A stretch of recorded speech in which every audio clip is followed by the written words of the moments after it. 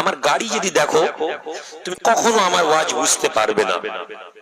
তুমি আমার লাইফে আমার কাছে এসে থাকো, তুমি আমার দরবারে আমাকে অবজার্ভ করো, সকাল থেকে সন্ধ্যে পর্যন্ত তুমি আমার পাশাপাশি থাকো, আমার কথা শোনো, উঠো বসো, আমার ব্যক্তিগত জীবন দেখো, হতে পারে আল্লাহ তোমাকে বুঝিয়ে দিবেন আমি কি বলতে চাইছি।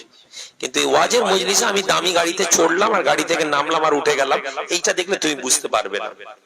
আমি হজে গেলাম, এইটা দেখে তুমি আমাকে এই কথাকে কোনোদিন বুঝতে পারবে না। আমি এই জন্য নবীর কষ্টের জীবনের ওয়াজ বেশি করতে পারি না, কেননা আমি প্রকাশ্যে ওই জীবনটা এখনো নিজের জীবনে ইমপ্লিমেন্ট করতে পারিনি। ব্যক্তিগত জীবনে কি পেরেছি না পেরেছি আমার আল্লাহ বেহতর জানেন। কিন্তু যদি সুখী হতে চাও এই মজলিসে, যদি আজ থেকে সুখী হতে চাও, ভাইজান সুখী হতে চাই, তাহলে বিলিভ করো কি পেয়েছো